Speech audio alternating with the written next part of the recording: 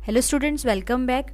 तो बेसिकली हम thyroid gland discuss कर रहे थे और थायराइड ग्लैंड से रिलेटेड हमारे दो टॉपिक्स अभी रिमेनिंग है, that is synthesis of thyroid hormones and thyroid diseases. तो आज की वीडियो में हम थायराइड हार्मोन्स की सिंथेसिस को स्टेप बाय स्टेप डिटेल में डिस्कस करेंगे और फिर जो नेक्स्ट वीडियो आएगी वो लास्ट वीडियो होगी थायराइड ग्लैंड से रिलेटेड, जिसमें मैं आपको थायराइड से रिलेटेड जो भी डिजीजेस हैं या डिसऑर्डर्स हैं वो बताऊँगी। वो कोई डिफ़िकल्ट ऐसी वीडियो नहीं है जिसमें, क्योंकि उसमें बेसिकली आपको क्या याद रखना है कि डिसऑर्डर्स क्या हैं और क्या उनमें पर्टिकुलर चीज़ हो रही है, ट्रीटमेंट है, कॉजेज़, सिम्टम्स, ये सब चीज़ें आपको पता होनी चाहिए। तो थायराइड डिजीज़ेज़ जो नेक्स्ट वीडियो आएगी वो इतनी डिफ़िकल्ट नहीं है, बट मेन जो हमारा आज का टॉपिक है सिंथेसिस ऑफ थायराइड हार्मोन्स, ये बहुत इंपॉर्टेंट टॉपिक है और इससे एग्ज़ाम्स में क्वेश्चन आते हैं, चांसेस होते हैं कि इससे क्वेश्चन आएगा।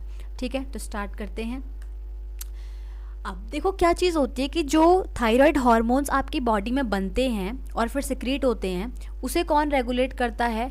Hypothalamic pituitary thyroid axis. और ये हाइपोथैलेमिक पिट्यूटरी थायराइड एक्सिस जो है ये 3 स्ट्रक्चर्स से मिलके बना हुआ होता है। Hypothalamus, anterior pituitary gland and thyroid gland, ये तीनों साथ मिलके क्या बनाते हैं? Hypothalamic pituitary thyroid axis. अब देखो कैसे होगा। हाइपोथैलेमस क्या करता है? टीआरएच को सिक्रीट करेगा, थायरोट्रोपिन रिलीजिंग हार्मोन को, जो आगे जाके एंटीरियर पिट्यूटरी ग्लैंड को स्टिमुलेट करेगा। अब जब पिट्यूटरी ग्लैंड स्टिमुलेट होगा तो वो टीएसएच को सिक्रीट करेगा, that is thyroid stimulating hormone, जो आके जाके थायराइड ग्लैंड को स्टिमुलेट करेगा। और जब थायराइड ग्लैंड स्टिमुलेट होगा तो अल्टीमेटली क्या होगा? थायराइड हार्मोन्स की सिंथेसिस होगी, जिसमें बहुत सारे स्टेप्स इन्वॉल्व होते हैं, वो अभी हम डिस्कस करेंगे। और जब ये थायराइड हार्मोन्स यानी कि T3 और T4 बन जाएगा तो ये टारगेट टिश्यूज में जाएंगे, पहुंचेंगे थ्रू ब्लड और वहाँ पे अपना फंक्शन परफॉर्म करेंगे। ठीक है, तो ये 3 स्ट्रक्चर्स हैं, हाइपोथैलेमस, एंटीरियर पिट्यूटरी ग्लैंड और थायराइड ग्लैंड, जो क्या करते हैं बेसिकली जो T3 और T4 का सिक्रीशन है, सिंथेसिस है, उसको रेगुलेट करते हैं। तो स्टार्ट करते हैं। देखो क्या है, थायराइड हार्मोन्स जो है ना बेसिकली कौन प्रोड्यूस करता है? जो फॉलिकुलर सेल्स होते हैं थायराइड ग्लैंड के, वो प्रोड्यूस करते हैं। और थायराइड हार्मोन्स जो है आयोडीन कंटेनिंग होते हैं, इनमें आयोडीन एटम प्रेजेंट होते हैं। ठीक है, और ये किससे डिराइव होते हैं? टायरोसिन अमाइनो एसिड से। टायरोसिन क्या है? अमाइनो एसिड्स हैं जो कि थायरोग्लोबुलिन में प्रेजेंट है, और थायरोग्लोबुलिन क्या है? प्रिकर्सर है थायराइड हार्मोन्स का, यानी कि अल्टीमेटली थायरोग्लोबुलिन से ही क्या बनेंगे? T3 और T4 बनेंगे। ठीक है, 2 हार्मोन्स प्रोड्यूस होते हैं, T4 and T3। T4 is tetra iodothyronine and T3 is try iodothyronine. अब प्रीफिक्स से आप समझ ही गए होंगे। टेट्रा आइडो मीन्स जहाँ पे 4 आयोडीन एटम्स हैं और ट्राई आइडो मीन्स जहाँ पे 3 आयोडीन एटम्स हैं। ठीक है, अब अगर थायराइड हार्मोन्स की सिंथेसिस करनी है तो कौन कौन सी रिक्वायरमेंट है? एक आपका टायरोसिन है, एक आपका आयोडीन है। और जो फॉलिकुलर सेल्स हैं उनको टायरोसिन और आयोडीन कहाँ से ऑब्टेन होगा? ब्लड से। कहाँ से अपटेक होगा? ब्लड से। मोस्ट ऑफ द स्टेप्स जो होते हैं थायराइड हार्मोन की सिंथेसिस के, वो आपका थायरोग्लोबुलिन मॉलिक्यूल्स में होते हैं, यानी कि कोलॉइड में होंगे। ठीक है, कोलॉइड जो है वो रिच होता है थायरोग्लोबुलिन में। थायरोग्लोबुलिन जो है उसकी प्रोडक्शन कहाँ पे होती है?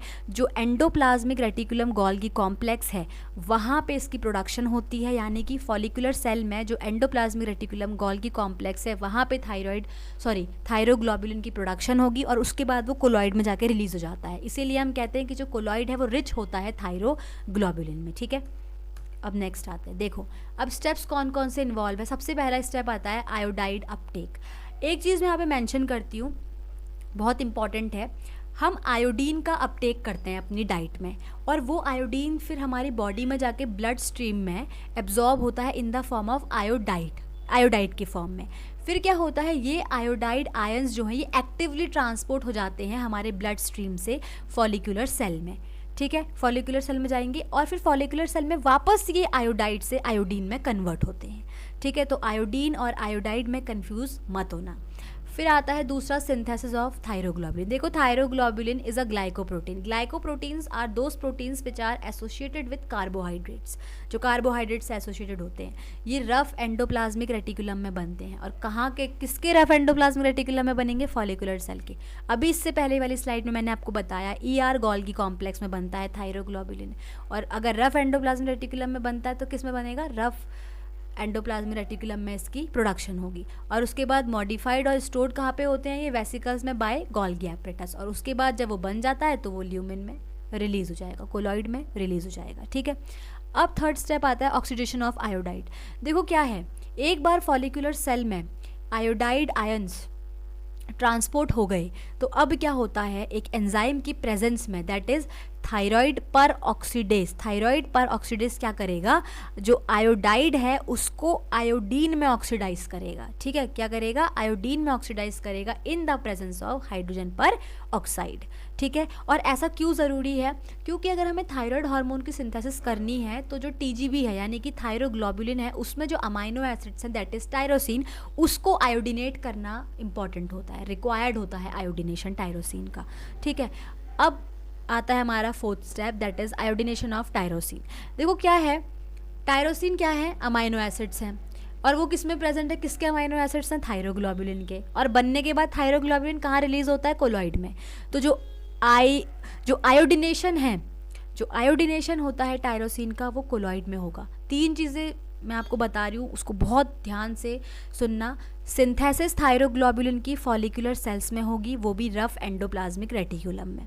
फिर ऑक्सीडेशन जो होता है आयोडाइड का आयोडीन में, वो आपका फॉलिकुलर सेल में होता है, ठीक है। फिर जो आयोडिनेशन होता है टायरोसिन का, वो आपका कोलॉइड में होगा, ठीक है। अगर एक आयोडीन रिएक्ट करता है टायरोसिन के साथ तो वो मोनो आयोडोटायरोसिन बनाता है, यानी कि MIT। जब टायरोसिन के साथ एक आयोडीन एटम जुड़ा है तो वो मोनो आयोडोटायरोसिन हो गया।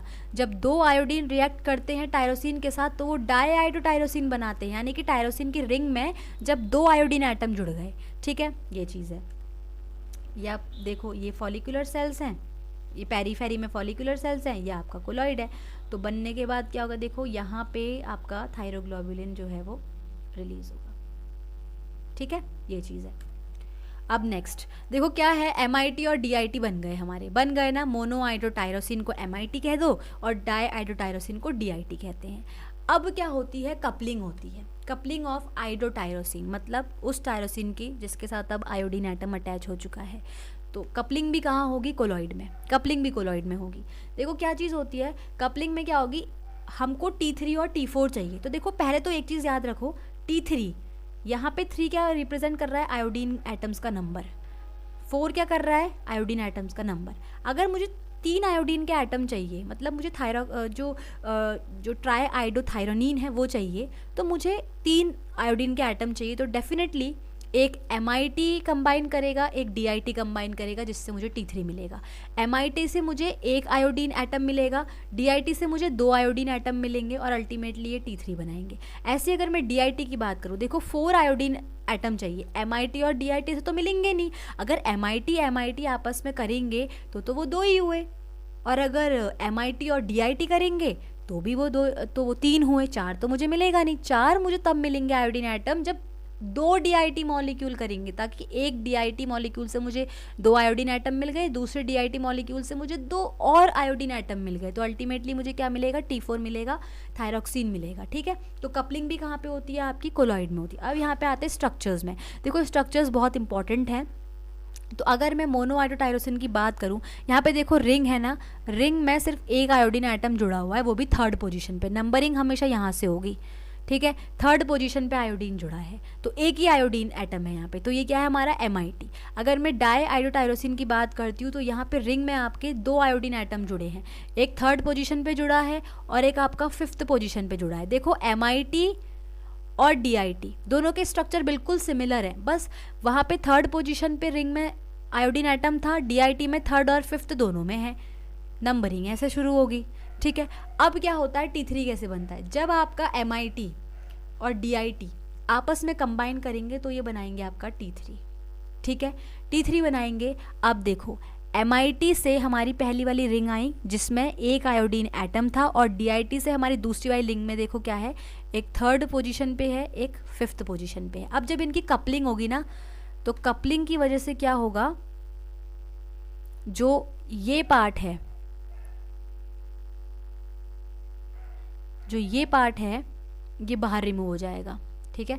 कपलिंग की वजह से क्या होगा, ये वाला पार्ट बाहर रिमूव हो जाएगा और ये क्या बन जाएगा, हमारा T3 बन जाएगा, दैट इज ट्राई आयोडोथायरोनिन। देखो अब इसकी नंबरिंग करेंगे, नंबरिंग यहीं से होगी, यहाँ पे भी नंबरिंग ऐसी होगी, ये 3rd पोजीशन पे तो 3, ये कौन सी पोजीशन पे है, इसको हम 3 डैश कह देंगे, और ये हमारा 5th पोजीशन पे है। तो 3,5,3 ट्राई आइडोथायरोनिन T3, ठीक है, ये चीज़ है। अब हम बात करेंगे T4 का, दैट इज टेट्रा आइडोथायरोनिन। इसमें क्या होगा, 2 DIT कर देंगे। जब यहाँ पे 2 DIT मॉलिक्यूल्स आपस में कंबाइन करेंगे तो वो हमारा क्या बनाएंगे, T4 बनाएंगे, ठीक है।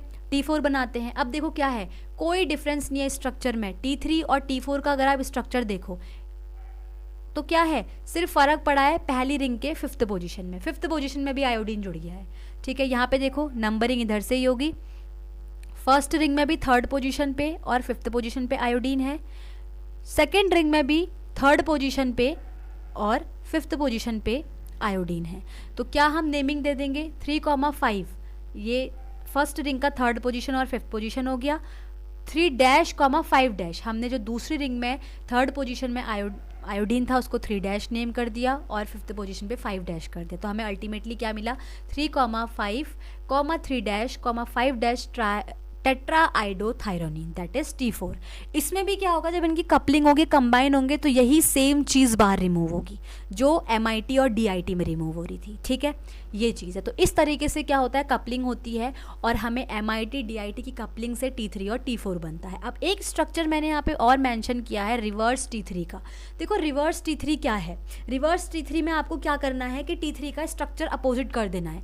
जो दूसरी वाली रिंग थी, अब इसमें पहली रिंग में क्या हो गया है, आपका 2 आयोडीन एटम जुड़ गए हैं, एक 3rd पोजीशन पे, एक 5th पोजीशन पे, यानी कि एक 3 पोजीशन पे, एक 5 पोजीशन पे, और दूसरी वाली रिंग में, इनर वाली रिंग में हमारे पास एक ही आयोडीन एटम है, ठीक है। यहाँ पे रिंग्स अपोजिट हो गई हैं, इतने चीज़ याद रखनी है। बाकी देखो स्ट्रक्चर दोनों का सेम है, अगर आप देखो तो स्ट्रक्चर दोनों का सेम है, T3 का भी और रिवर्स T3 का भी, बस रिंग्स में डिफरेंस आ गया है और उनकी पोजीशन पे जो आयोडीन एटम है हमने अपोजिट कर दिया है उसको, ठीक है।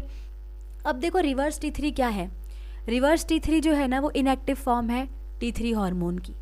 हमारी बॉडी में ना T4 हार्मोन बनता है तो वो ज़्यादा बनता है एज़ कम्पेयर टू T3, लेकिन T4 जो है वो कम एक्टिव है, T3 ज़्यादा एक्टिव फॉर्म है।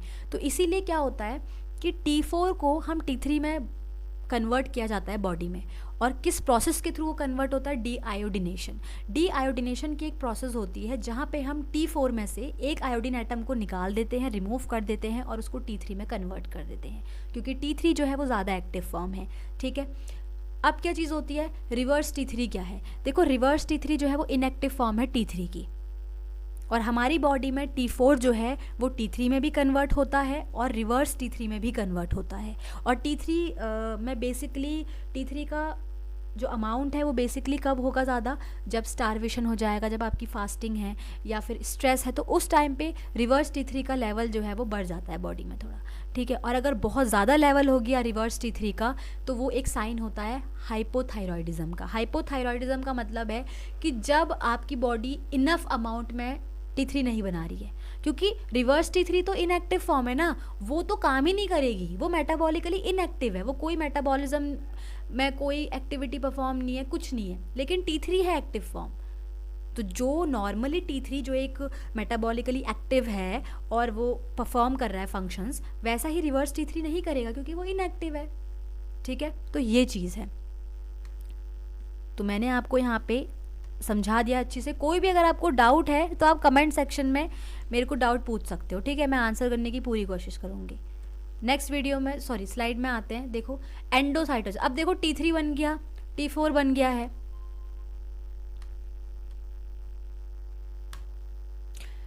जब हमारी बॉडी को थायराइड हार्मोन की रिक्वायरमेंट होगी तो थायरोग्लोबुलिन जो है वो कोलॉइड से कहाँ आ जाता है, वापस फॉलिकुलर सेल में, क्योंकि हमें पता है ना कि थायरोग्लोबुलिन कहाँ बना, फॉलिकुलर सेल में बना। फॉलिकुलर सेल में बना तो वो रिलीज हो गया कोलॉइड में। अब जब हमारी बॉडी को थायराइड हार्मोन्स चाहिए तो वो वापस से कोलॉइड से फॉलिकुलर सेल में आ जाएगा एंडोसाइटोसिस के थ्रू, ठीक है। अब जो ये एंडोसाइटोस जो वेसिकल है, ये वेसिकल जब फॉलिकुलर सेल में आया तो ये फ्यूज़ करेगा लाइसोसोम्स के साथ, और वहाँ पे जो प्रोटियोलिटिक एंजाइम है वो डाइजेस्ट करेंगे थायरोग्लोबुलिन को, डिग्रेड करेंगे थायरोग्लोबुलिन को, और जैसे ही थायरोग्लोबुलिन डिग्रेड होगा वैसे ही T3 और T4 रिलीज़ हो जाएगा, ठीक है। अब T3 और T4 जब रिलीज़ हो जाता है तो क्या होगा, देखो ब्लड स्ट्रीम में आ जाएगा and it is transported across the follicular cell membrane. Follicular cell membrane के अक्रॉस वो ट्रांसपोर्ट होगा और ब्लड स्ट्रीम में एंटर कर जाएगा। अब ब्लड स्ट्रीम में जब एक बार T3 और T4 आ गया तो ये अपने टारगेटेड टिश्यूज़ या सेल्स तक कैसे पहुँचेगा, ताकि वहाँ पे जाके वो अपना फंक्शन परफॉर्म कर सके। हमारे ब्लड में क्या होगा, कुछ ट्रांसपोर्ट प्रोटीन्स होते हैं, ये ट्रांसपोर्ट प्रोटीन्स के साथ T3 और T4 बाइंड कर जाएंगे, जैसे कि थायरॉक्सिन बाइंडिंग ग्लोबुलिन, एल्ब्यूमिन, ये कुछ ट्रांसपोर्ट प्रोटीन्स हैं। तो T3 और T4 जब ब्लड स्ट्रीम में आए, रिलीज़ हुए, तो ये ट्रांसपोर्ट प्रोटीन्स के साथ बाइंड हो गए और ये ट्रांसपोर्ट प्रोटीन्स ने क्या किया, कैरी किया इनको टारगेटेड टिश्यूज़ तक, ठीक है। और इस तरीके से वो वहाँ पे जाके फिर टारगेटेड टिश्यूज़ में, सेल्स में अपना फंक्शन परफॉर्म करेंगे।